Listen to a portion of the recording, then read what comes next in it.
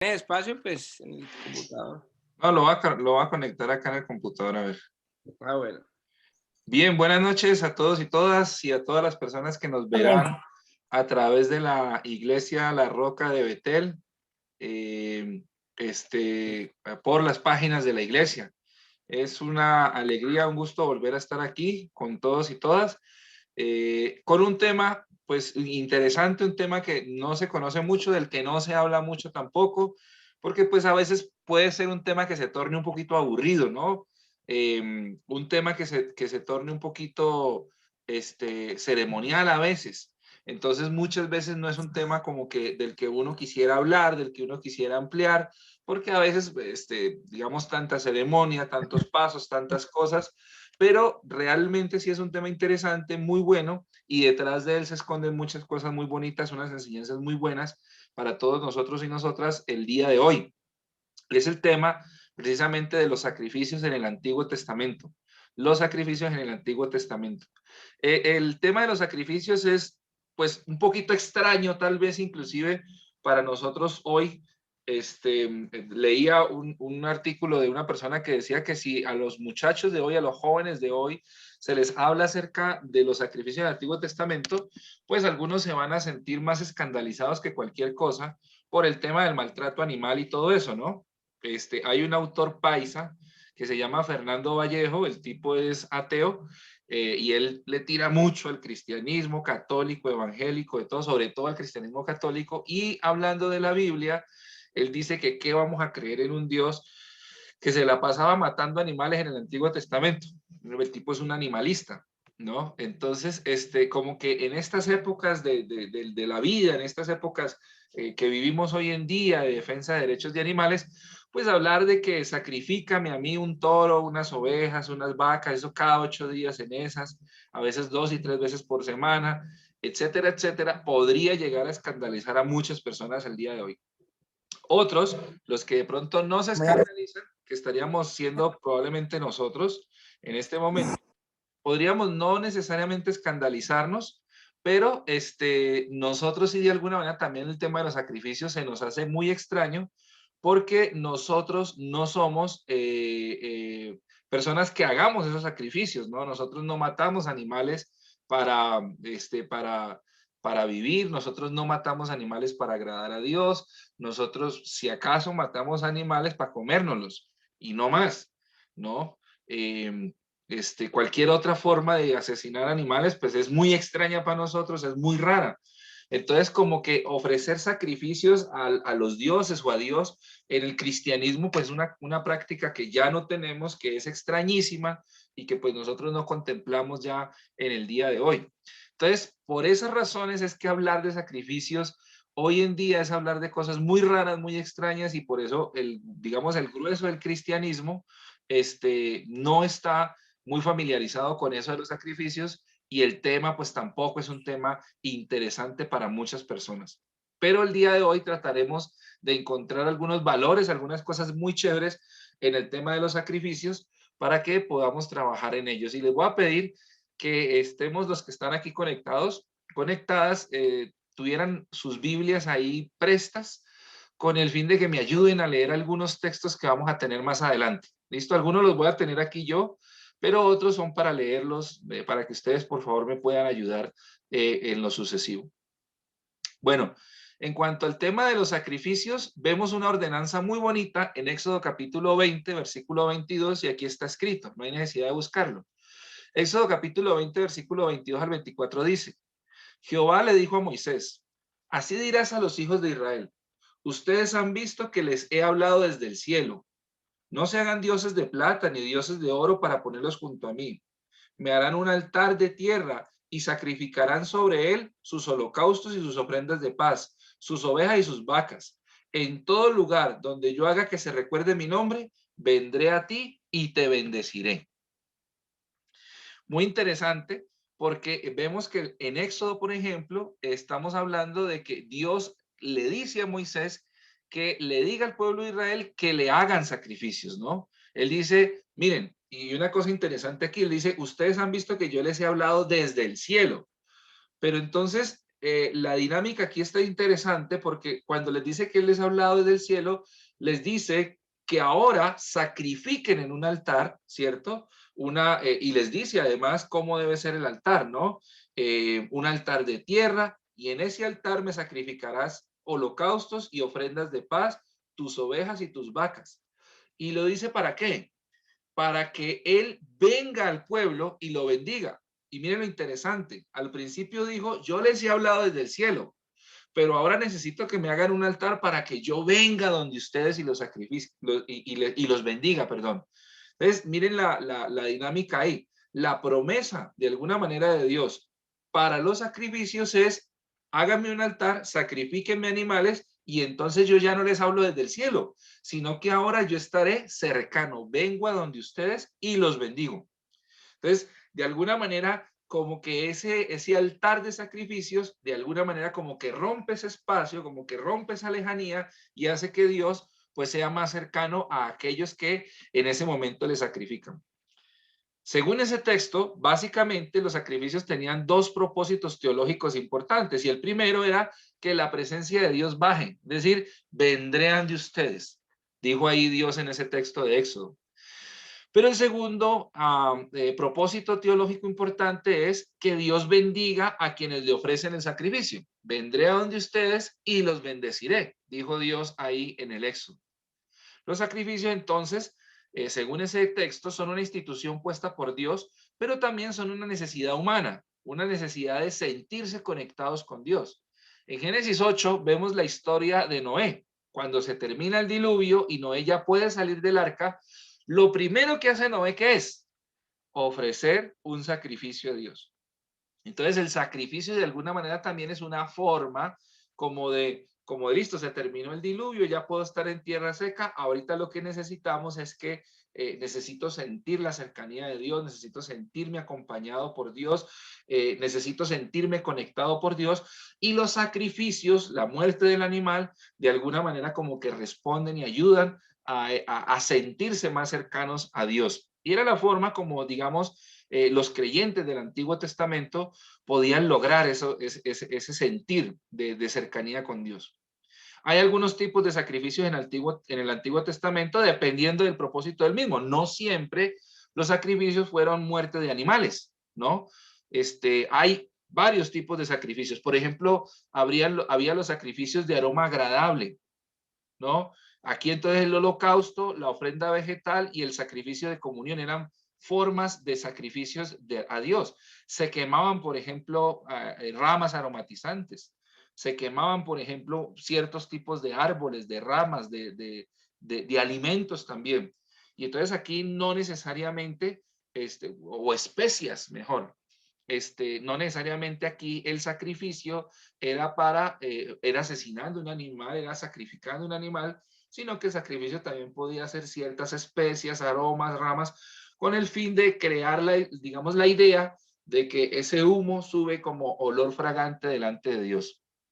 En el Nuevo Testamento, la idea ya se toma de forma un poquito más simbólica, y en el Apocalipsis, creo que en el capítulo 6, en el Apocalipsis se retoma esta idea y se dice que son las oraciones de la gente, las oraciones de los santos, los que suben como olor fragante delante de Dios. Ya no quemar ramas o quemar incienso o quemar otras cosas. Hay otros que son sacrificios de absolución o sacrificios para pedir perdón. ¿Qué son los sacrificios por el pecado y el sacrificio por la reparación? Entonces estos eran un tipo de sacrificios que era cuando la persona pecaba, sentía que había pecado, iba al altar y preparaba un sacrificio de un animal, generalmente era un cordero, que era asesinado, que moría en lugar de mí. De ahí es donde viene la famosa expresión el chivo expiatorio. Ustedes la han oído, ¿no? La expresión chivo expiatorio, que era la expresión otro paga lo que yo hice, ¿no? Entonces, cuando uno, por ejemplo, pasa una empresa o en algún lugar o en el gobierno y entonces le echaron la culpa a y entonces, pero venga, él fue el culpable, entonces él dice, yo no soy culpable, ellos se robaron la plata, pero me echaron la culpa a mí, me agarraron de chivo expiatorio. Pues el chivo expiatorio es básicamente un sacrificio animal para decir otro animal, en este caso generalmente ovejas, va a morir en lugar de mí, ¿no? El pecado que cometí yo, pues ahora la oveja es la que va a morir en lugar de eso, que es básicamente la idea en el sacrificio de Cristo en la cruz. Por eso a Jesús se le llama el Cordero de Dios. Y Apocalipsis, que precisamente Oscar ha estado hablando todo este tiempo de Apocalipsis y han estado viendo los devocionales en la mañana, en Apocalipsis a partir del capítulo 5 aparece Jesús, pero la forma en la que aparecen y hablan de Jesús es el del Cordero, ¿no? El Cordero inmolado. Y entonces en Apocalipsis hablar de Jesús como Cordero es muy popular, se repite muchas veces en el Apocalipsis, porque básicamente es como recordar la idea de aquel que muere en lugar de otro, ¿no? Uno es el que la hace y otro es el que la paga. Parece muy injusto, pero es como la idea, ¿no? Jesús muere en lugar de nosotros los pecadores. El sacrificio también puede ser animal. Decíamos ahora, un toro si es un sacerdote, un carnero si es un príncipe, una cabra o un cordero si es un hombre del pueblo común. Si uno es pobre, puede ofrecer una paloma o una tórtola. ¿Ustedes recuerdan qué ofrecieron José y María en el sacrificio? Creo que en Mateo o en Lucas creo que es que aparece eso. Ellos no ofrecieron ni toro, ni cordero, ni vaca. Ellos ofrecieron 2 tórtolas en un sacrificio en el templo.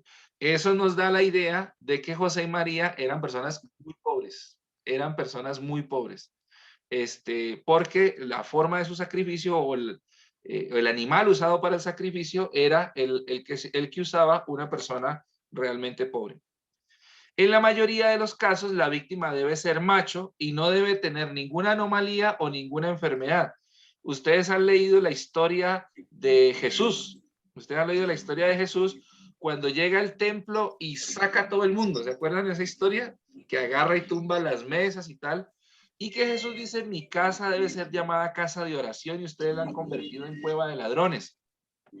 Bueno, esa historia se da porque en el templo, que era el lugar de los sacrificios, pues empezaron a colocar una cantidad de negocios.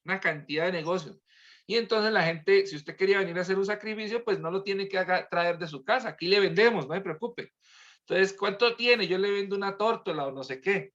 Una forma de negocio también era que de pronto yo llevaba una oveja buena de mi casa, una oveja buena, gordita, bien buena, y llegaba allá, y entonces el que vendía las ovejas llegaba y la veía y decía, uy, no, pero esa oveja está muy buena, ¿cómo la va a meter ahí a sacrificio? Venga, yo se la cambio por y yo le encimo. Y entonces uno terminaba sacrificando un animal pues enfermo o de menor valor, ¿no? Porque al final a la gente lo que le importaba era hacer el sacrificio, no más. Y entonces se hacían sacrificios por hacerse, se hacían sacrificios con animales enfermos, con animales flacos, a veces se sacrificaban animales hembras, que digamos la disposición era que siempre fuera animal macho. Entonces todo ese tipo de cosas se empezaron a hacer en el templo y el templo obviamente se convirtió en un lugar pues de negocio, ¿no? Y por eso es que Jesús llega bravo y dice, ustedes convirtieron mi casa en una cueva de ladrones. El sacrificio entonces no necesariamente tiene que ser animal, también puede ser vegetal. Está constituido por cereales y aceite de oliva. Se presentaban crudos en harina, preparados con aceite, en masa de harina, etcétera, etcétera.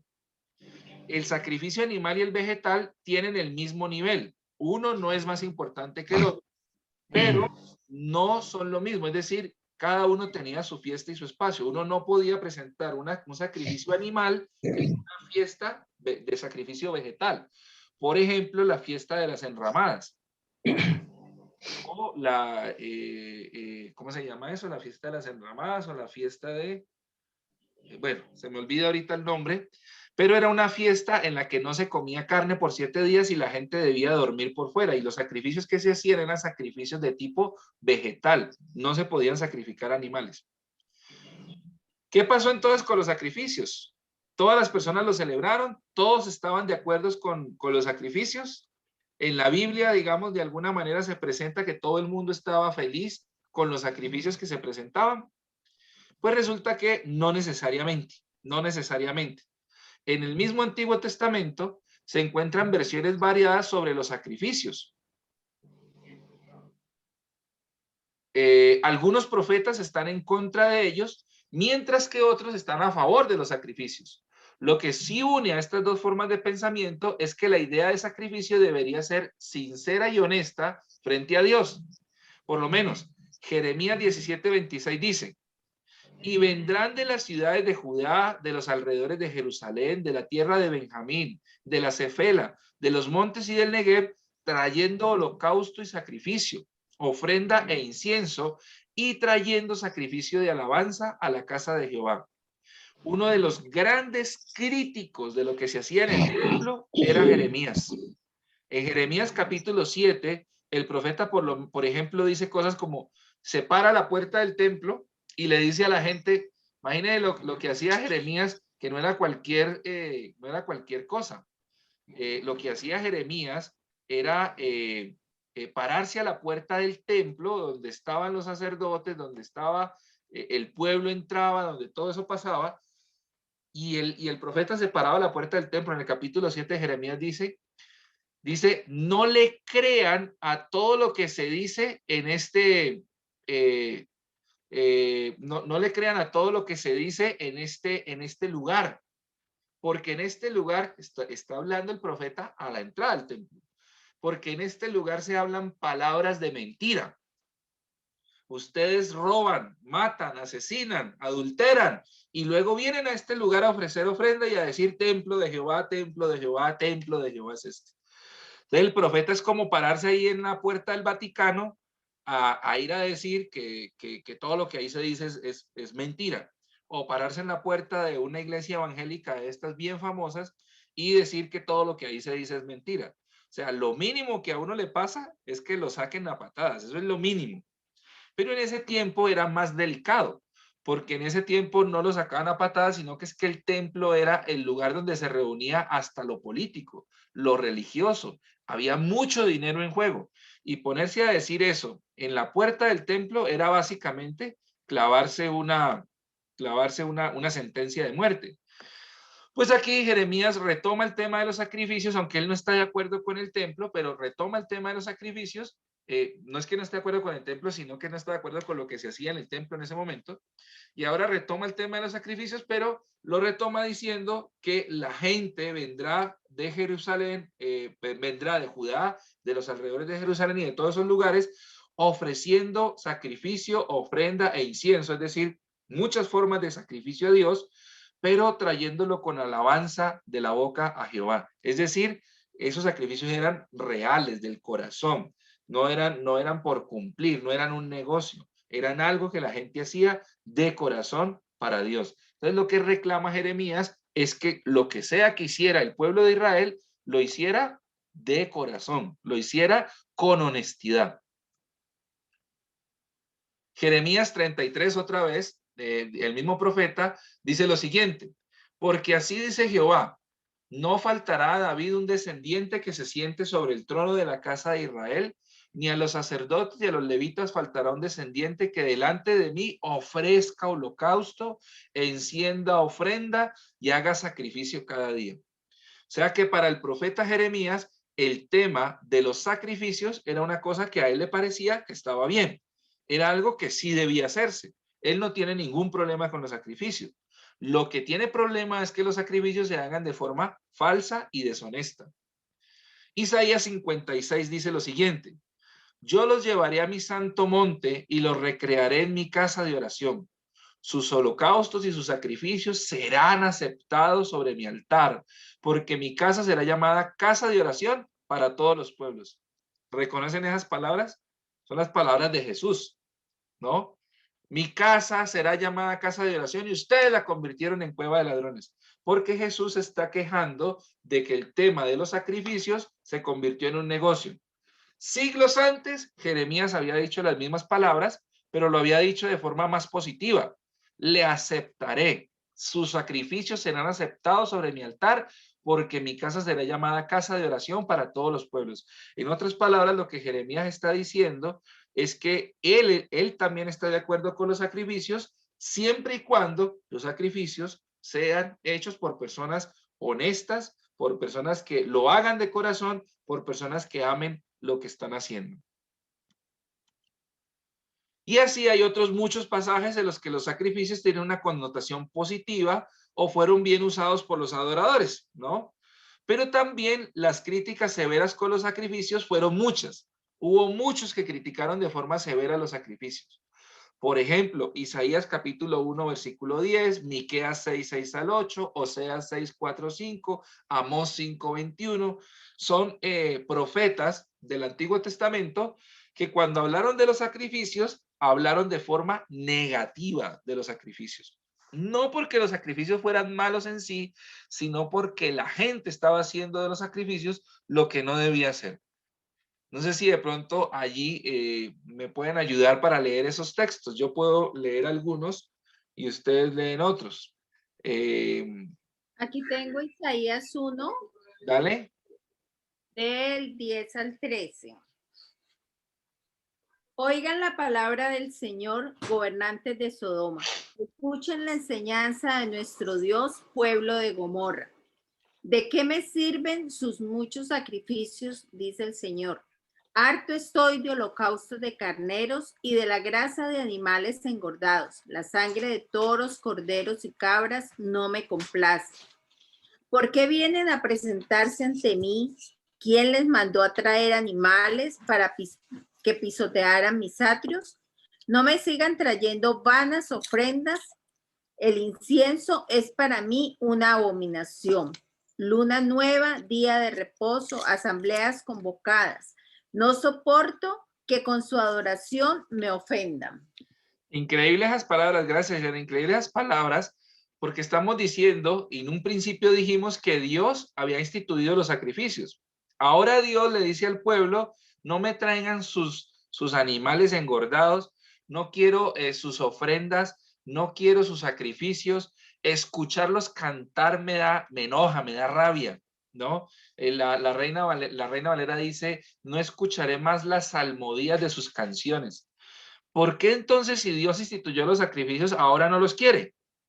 Porque ahí dijo una palabra bien clave en lo que leyó Islena. No me traigan más vana ofrenda.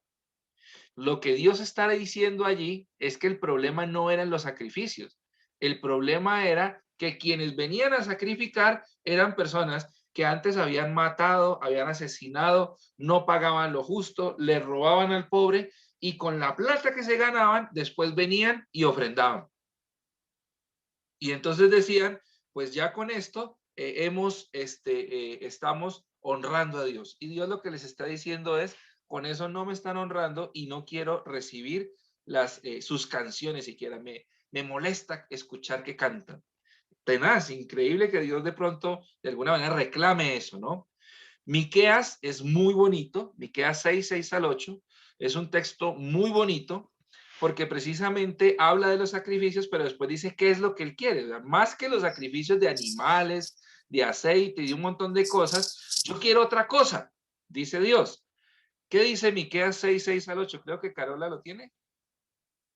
Carola, Yo lo tengo aquí. ¿Mi tía lo tiene? Está apagado tu micrófono. Yo lo tengo aquí. Ah, bueno, dale, Anita, porfa. Ok, dice, ¿qué podemos presentar al Señor? ¿Debemos traerle ofrendas quemadas? ¿Debemos inclinarnos ante el Dios Altísimo con ofrendas de becerro de solo un año? ¿Debemos ofrecerle miles de carneros y 10,000 ríos de aceite de oliva? ¿Debemos sacrificar a nuestros hijos mayores para pagar por nuestros pecados? No. Oh pueblo, el Señor te ha dicho lo que es bueno y lo que Él exige de ti, que hagas lo que es correcto, que ames la compasión y que camines humildemente con tu Dios. Muchas gracias. Ese texto es súper bonito porque el profeta le está diciendo al pueblo qué es lo que Dios pide de ustedes. 10,000 arroyos de aceite. O sea, el aceite era una forma de ofrenda. Pero imagínense lo que es un arroyo de aceite, o sea, un arroyo. Imagínense constantemente un riecito pequeño botando aceite. ¿Cuánto aceite sería eso? Sería muchísimo aceite, ¿sí o no? Pero el profeta exagera más, porque el profeta dice, ¿yo acaso les estoy pidiendo 10,000 arroyos de aceite? ¿Acaso les estoy pidiendo que me ofrezcan y me sacrifiquen a sus hijos mayores, a sus hijos primogénitos? Yo no estoy pidiendo nada de eso. Por más que ustedes lo hagan, a mí no me importa. Ya el profeta de alguna manera, estos profetas ya de alguna manera le están diciendo al pueblo que no se trata de lo que ofrendan, no se trata de lo que dan, no se trata de la cantidad de sacrificios que hagan, se trata del corazón convertido. Por eso el profeta Miqueas termina diciendo, yo ya te he dicho lo que es bueno, lo que exijo de ti. Me acuerdo en Reina Valera, no en la versión que leyó Carolina. La Reina Valera dice,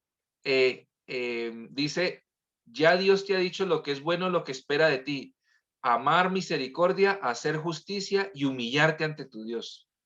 Eso es lo que espera de ti Dios.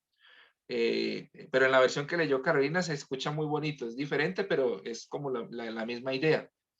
Y entonces lo que el profeta Miqueas le está diciendo al pueblo es, presenten todos los sacrificios que quieran, gástense la quincena en sacrificios, pero si ustedes por un lado sacrifican cosas buenas, pero por el otro lado hacen lo malo, pues realmente delante de Dios sus ofrendas terminan siendo basura. Oseas, un profeta que a mí me gusta mucho el libro de Oseas, me encanta ese libro, es como un profeta de la misericordia de Dios. En el capítulo 6 también nos dice algo bien interesante. ¿Alguien nos lo puede? Carola no ha podido con el micrófono de pronto. Ahí si usted toca la pantalla, abajito aparece un micrófono y ahí ya. Ahí está, ¿me oye? Ese. Ok. Perfecto. Tú dices, Oseas 6 del 4 al 5, ¿right? Sí, señora. Okay. ¿Qué hará a ti, Efraín? ¿Qué haré a ti, oh Judá? La piedad vuestra es como nube de la mañana y como el rocío de la madrugada que se desvanece. Por esta causa los corté por medio de los profetas. Con las palabras de mi boca los maté y tus juicios serán como luz que sale. ¿Hasta ahí? Sí.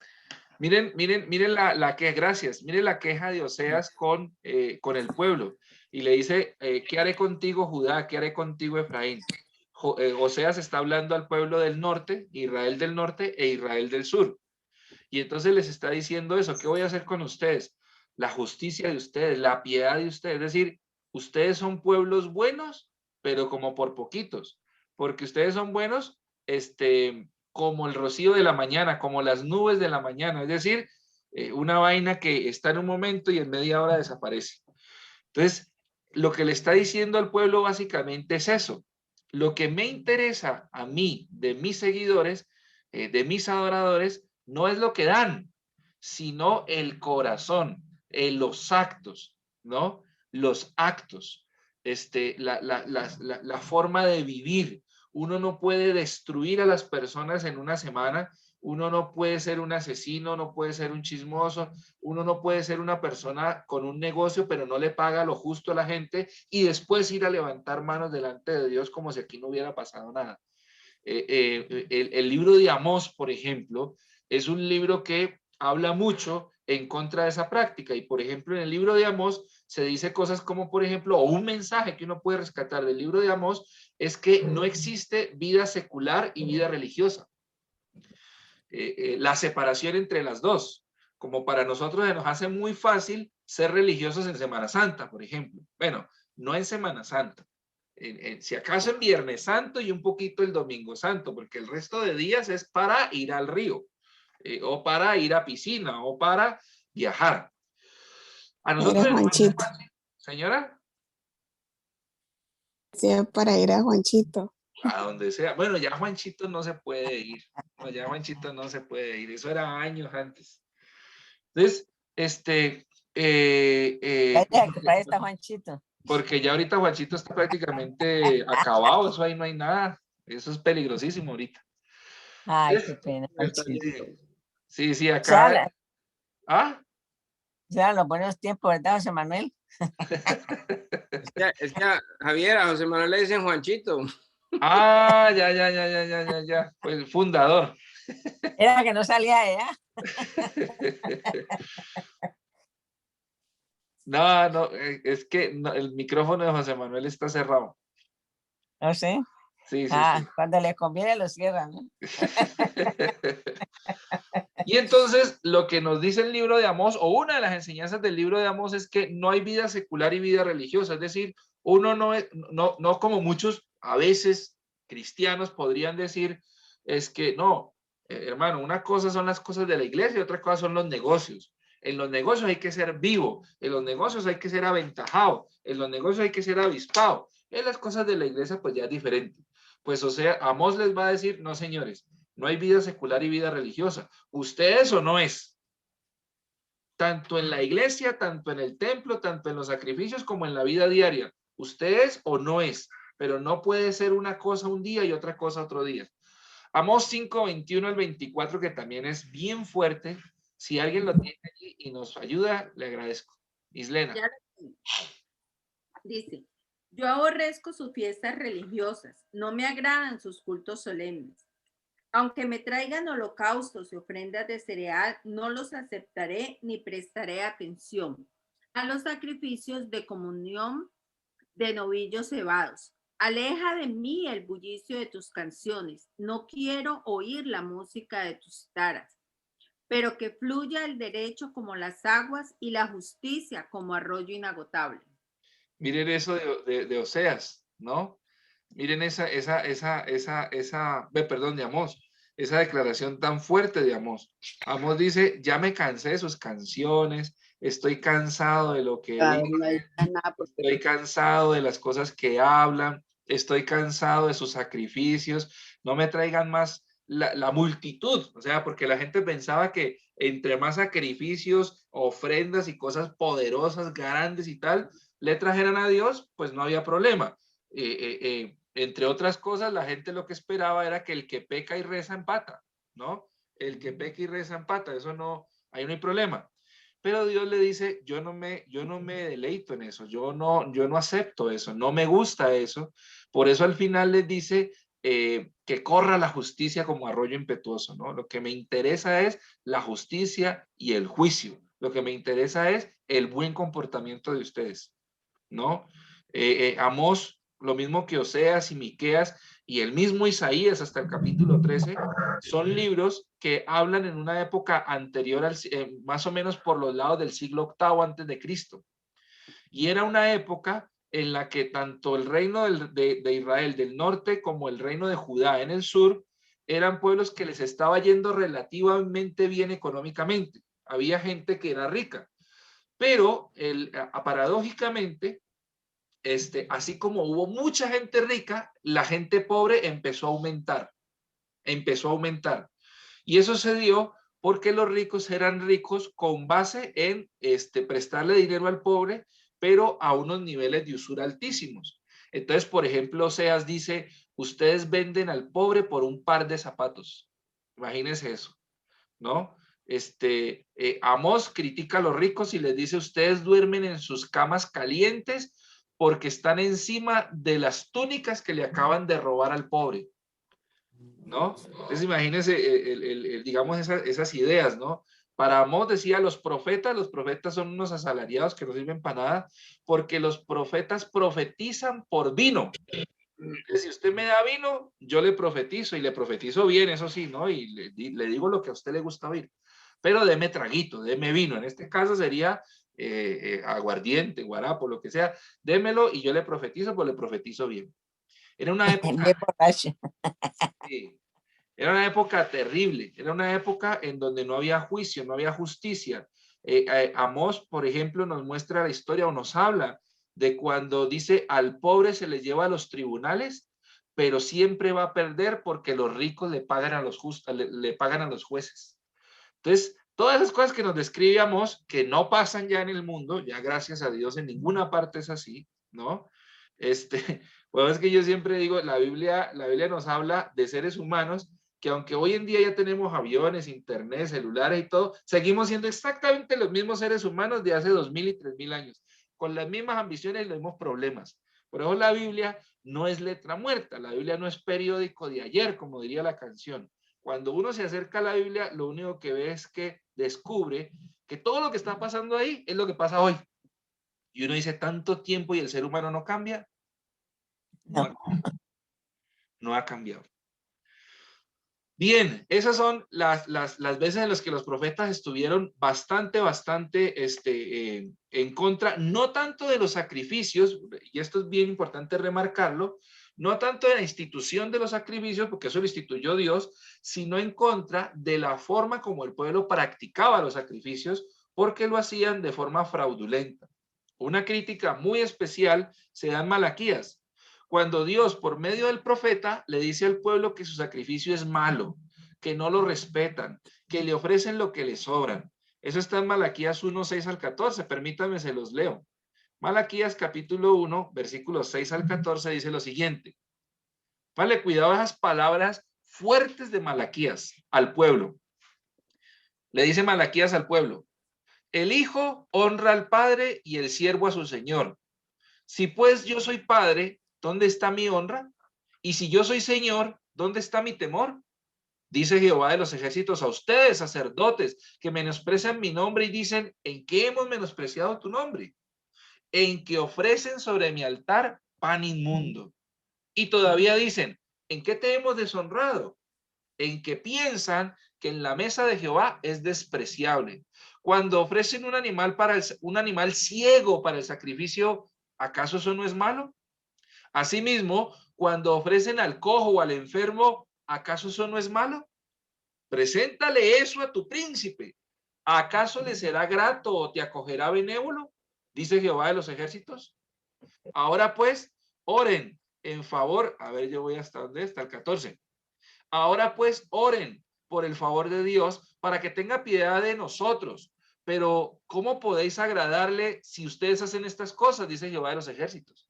¿Quién hay entre ustedes que de balde cierre las puertas o alumbre mi altar? Yo me complazco en ustedes, dice Jehová de los ejércitos. Perdón, yo no me complazco en ustedes, dice Jehová de los ejércitos, ni de sus manos aceptaré ofrenda. Porque desde donde sale el sol hasta donde se pone, es grande mi nombre entre las naciones. Y en todo lugar se ofrece a mi nombre incienso y ofrenda limpia. Grande es mi nombre entre las naciones, dice Jehová de los ejércitos. Pero ustedes lo profanan cuando dicen, inmunda es la mesa de Jehová, y cuando dicen que su alimento es despreciable. Además, ustedes han dicho, ¿qué fastidio es esto? Y me desprecian, dice Jehová de los ejércitos. Trajeron lo robado, o lo cojo, o lo enfermo, y me lo presentaron como ofrenda.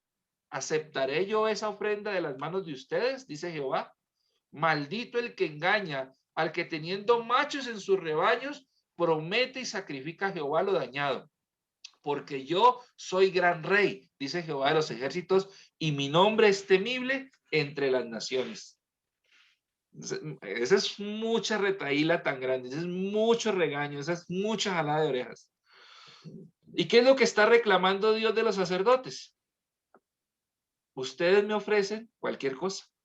Ustedes no saben quién soy yo. Eso, básicamente lo que le está diciendo Dios a ellos es, ustedes no saben quién soy yo. Yo soy Yahvé, yo soy Jehová. Mi nombre es grande en toda la tierra. Hay gente que me ofrece lo mejor y ustedes, mi pueblo, mis sacerdotes vienen y me ofrecen cualquier cosa. Y miren lo que dice ahí tan bonito, ¿no? Vayan, agarren eso que me ofrecen a mí y preséntenselo a su príncipe. ¿Será que a él le va a gustar? ¿Los va a tratar bien porque le ofrecen eso? ¿Por qué si a él no son capaces de ofrecerle eso, a mí sí me lo ofrecen? Interesantísimo eso, ¿no? Y entonces al final me parece a mí espectacular. Dice, maldito ustedes que teniendo machos en su rebaño, es decir, teniendo en su rebaño buen ganado, vienen a mí y me sacrifican o lo que se robaron o lo que está dañado. Palabras fuertes de Malaquías ahí con el tema de los sacrificios. Perdón, se me fue. Estas críticas a los sacrificios por parte de los profetas se deben a que Dios no acepta que ellos aparten su vida diaria del culto, que pretendan que pueden vivir de una manera y que todo se tapará con sacrificios. No podemos vivir una vida religiosa y una vida secular. Debemos ser siempre de una sola pieza. Eso es básicamente lo que el texto en Malaquías una de las tantas enseñanzas que da el texto de Malaquías, pues podría ser precisamente esa. Con el tiempo, muchas corrientes en el Antiguo Testamento y más en el Nuevo Testamento empezaron a reemplazar los sacrificios materiales por conductas o sacrificios más de tipo espiritual, ¿no? Porque ya de alguna manera los profetas empezaron a enseñar que pues el tema de los sacrificios, si no iba acompañado de una conducta diaria, no servían para absolutamente nada. Al final lo que importa es nuestra conducta diaria, no lo que damos. El Salmo 69, por ejemplo, 69:30 dice: alabaré con cánticos el nombre de Dios, lo exaltaré con alabanza, y agradará a Jehová más que sacrificio de buey o becerro que tiene cuernos y pezuñas. Lo verán los oprimidos y se gozarán. Busquen a Dios y vivirá su corazón, porque Jehová oye a los menesterosos y no menosprecia a sus prisioneros. Interesante cómo el salmista ya en el capítulo 69 viene y nos dice que la ofrenda que él ofrece, el sacrificio que él ofrece, es un sacrificio de alabanza, porque a Dios le agradará más eso que el buey o el becerro. Tiene un cambio de mentalidad ahí muy interesante, ¿no? O sea, lo que ya el salmista de alguna manera tiene claro es que a Dios le agrada lo que se hace de corazón, lo que hace una persona que no quiere comprar la benevolencia de Dios con sacrificios, con ofrendas, sino que hace lo que hace de corazón, que vive una vida auténtica delante de Dios. Oseas capítulo 14 retoma también esto y lo declara de esta manera: vuelve Israel a Jehová, tu Dios, pues por tus pecados has caído.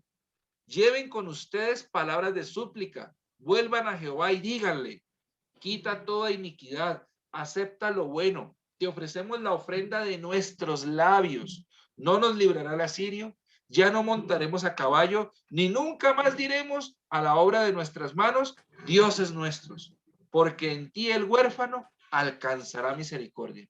Lo que está diciendo aquí Oseas es: vayan delante de Dios y ofrézcale sacrificio de labios, es decir, lo que necesita Dios es escuchar que ustedes están arrepentidos. ¿Y arrepentidos de qué? De confiar en otros. Mire lo que dice: no nos librará el asirio. Porque para Oseas el pueblo había hecho alianzas con los asirios para no caer en manos de otros pueblos, en este caso del pueblo del norte, de Samaria. Ellos iban a pelear entre ellos y el pueblo de Judá se sintió tan aterrado con eso que en vez de buscar a Dios, buscó alianzas con Asiria para que el otro pueblo no los asesinara. Y entonces dice el profeta: vayan y díganle a Dios que los perdone, lleven sacrificio de sus labios para que Dios los escuche, no lleven cosas compradas, no lleven sacrificios hechos, no lleven ofrendas, lleven sacrificio de sus labios para que Dios los escuche. Y por eso dice: no nos librará el asirio, ni montaremos a caballo. No dice: pero entonces montar a caballo es pecado. No, es el símbolo. Montar a caballo o el caballo es símbolo de la guerra. Así como el asno o el burro es símbolo del trabajo y de la paz. Entonces, cuando se habla de, por eso es que dice, ¿cómo es que es? Ya no confiaremos en caballos, en otro texto por allí, que dice que confiaremos en el nombre de Jehová y ya no confiaremos en caballos. Porque los caballos simbolizan el poder humano, la guerra, la fuerza bruta. Entonces, como alcanzar las cosas por mis propios medios y a las malas, a punta de guerra. Pues lo que el profeta le dice al pueblo es: vayan y díganle al Señor, sacrificio de tus labios, él le ofrezca el sacrificio de sus labios y díganle: no confiaremos en otros pueblos ni en los caballos. El profeta entonces anima a Israel a ofrecer una mejor ofrenda a Dios y a cambiar la actitud frente precisamente a Dios, frente a Dios. Leamos por un momento el Salmo 50 y veremos varias cosas interesantísimas en ese Salmo. Alguien que nos pueda ayudar con el Salmo 50, versículos 7 al 15, y leámoslo y vamos pensando en lo que el Salmo está diciendo y veremos cosas muy bonitas que el Salmo nos enseña. ¿De qué tú dices? Del Salmo 7, 57, del 7 al 15. Ok, dice: oye, pueblo mío, y hablaré. Escucha, Israel, y testificaré contra ti. Yo soy Dios, el Dios tuyo. No te reprenderé por tus sacrificios ni por tus holocaustos que están continuamente delante de mí. No tomaré de tu casa becerros ni machos cabríos de tus apriscos, porque mía es toda bestia del bosque y los millares de animales en los collados. Conozco a todas las aves de los montes y todo lo que se mueve en los campos me pertenece. Si yo tuviera hambre, no te lo diría a ti, porque mío es el mundo y su plenitud. ¿He de comer yo carne de toros o de beber sangre de machos cabríos? Sacrifica a Dios alabanza y paga tus votos al Altísimo. Invócame en el día de la angustia, te libraré y tú me honrarás. Amén. Amén. Interesantísimo ese salmo, ¿no? Dice, Amén. ustedes me van a dar a mí sacrificios, ofrendas, o sea, con eso me quieren comprar, básicamente eso es lo que ustedes creen que con lo que yo me alegro. Dice, míos son los animales, mías son las bestias del campo, mías son las aves de los cielos. Y la frase que dice ahí, ¿no? Si yo tuviera hambre, no te lo voy a pedir a ti. No es que usted ofrece sacrificio, ofrezcamos sacrificio porque si no Dios se nos muere de hambre. Mía es toda la tierra y su plenitud. Amén, amén. Entonces básicamente lo que Dios le está diciendo es, yo no necesito de ustedes sus ofrendas porque yo de eso no necesito. Yo necesito de ustedes es una vida consagrada a mí. Entonces ya el mismo Salmo en el capítulo 50 también nos da esa idea de consagración a Dios, esa idea de que Dios, más que sacrificios, lo que está buscando es el corazón del adorador, de la adoración. En este Salmo, entonces, Dios reprende al pueblo en su sacrificio y dice que mejor que ellos es que confíen en Él, que se acerquen y le busquen más a Él. Eso es lo que le importa más que los millares de sacrificios que el pueblo pudiera ofrender. Amén. Conclusión. Hoy en día nuestros sacrificios no deben ser animales ni vegetales. Lo que se espera no es que hagamos un altar y matemos animales. Entonces, si eso no es lo que se espera, ¿qué es lo que espera Dios de nosotros? Sería la pregunta. O otra pregunta sería, ¿cuáles deberían ser nuestros sacrificios a Dios en estos tiempos? Sacrificios de alabanza, dice la palabra de Dios. Sacrificios de alabanza. Sacrificios de alabanza. Hay otra cosa, esta versión que yo tengo en el Salmo que leyó Carolita ahora, dice en el versículo 14, dice, ofrece a Dios tu gratitud. Creo que, y cumple tus promesas al Altísimo. Creo que eso es algo que Dios anhela, es nuestra gratitud ir ante Él siempre con corazones agradecidos por todo lo que tenemos. Muy bien, esos serían los sacrificios nuestros hoy en día, ¿no? Nos preguntamos, Sí. ¿qué sacrificios quiere Dios hoy? Bueno, nuestra gratitud, por ejemplo, ¿no? Que agradezcamos. Mira que ese mismo versículo que dijo Islena, aquí lo estaba escribiendo, porque en la versión mía dice, haz que la gratitud sea tu sacrificio a Dios y cumple los votos que le has hecho al Altísimo. Interesante. Haz que la gratitud sea tu sacrificio a Dios. Haz que la gratitud sea tu sacrificio a Dios. Interesantísimo, interesantísimo, ¿no? Miren cómo ya desde el Antiguo Testamento se le dice al pueblo, es decir, en un principio se institucionalizan los sacrificios y según Éxodo, Dios lo hizo. Bueno, muy bien, se institucionalizan los sacrificios. De hecho, desde Génesis se habla de los sacrificios. Ya leíamos que Noé hablaba de sacrificios. Por allá Caín y Abel antes de Noé también estuvieron presentando sacrificios. Es decir, el tema de los sacrificios ya era muy antiguo. Pero con el paso del tiempo, los profetas, que son básicamente los grandes teólogos en el Antiguo Testamento, los profetas vienen a criticar los sacrificios porque la gente se quedó con el sacrificio. Listo, sacrificio, entonces presentar presentar el toro, presentar no sé qué, y vamos para la casa y ya. Y entonces vienen los profetas y dicen, no. Si esos sacrificios no vienen acompañados de una vida que respalde eso, de una vida, digamos que sea honesta delante de Dios, pues esos sacrificios terminan sirviendo para absolutamente nada. Y es lo que Dios hace, hablar a través del profeta al pueblo para decirles muy bien por sus sacrificios, por sus canciones, por tantas cosas que ofrecen, pero a mí no me sirven de nada porque lo que me interesa es su vida diaria y su vida diaria es un asco. Pues lo digo yo en palabras, en la versión Javier Barco habla hoy. Entonces, el tema entonces hoy sería cuáles deberían ser nuestros sacrificios a Dios en estos tiempos, ¿no? ¿Cuáles deberían ser nuestros sacrificios a Dios en estos tiempos? Doris, los sacrificios en este tiempo deberían de ser, pues, primeramente agradar a Dios en nuestra manera de vivir, tener una vida recta delante de ya no con sacrificios de animales, ¿no? Sino ya, pues, como dice como dice la palabra de Dios, sacrifícame ¿cómo es? Con sacrificios de alabanza, sacrificios por ejemplo, sí, para mí como nuestra manera de vivir, ¿no? Como nuestra manera de vivir, haciendo lo posible por agradar a Dios. Ya no, pues ya como dice el Señor, que ya en el tiempo del Antiguo Testamento, pues era válido el sacrificio de animales, porque esa era la forma como ellos se arrepintieron, o sea, por los pecados que ellos cometían, ¿no? Y el Señor aceptaba sus sacrificios, pero también nos damos cuenta de que esa era una manera de que el Señor estaba haciendo para que el pueblo viera que cuando había sacrificio, el Señor aceptaba eso por la paga del pecado, pero era porque ya era como un sinónimo de lo que venía, que era el sacrificio de Cristo.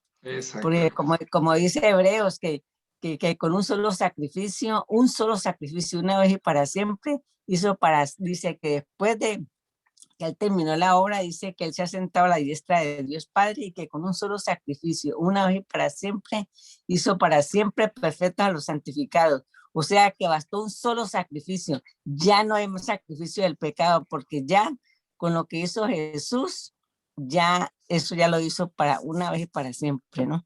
Muy bien, muy bonito eso. Sí. Ya no es necesario más cabras, ni cachos cabrillos, ni becerros, ni nada, porque ya el sacrificio de Jesús ya lo hizo de una vez y para siempre.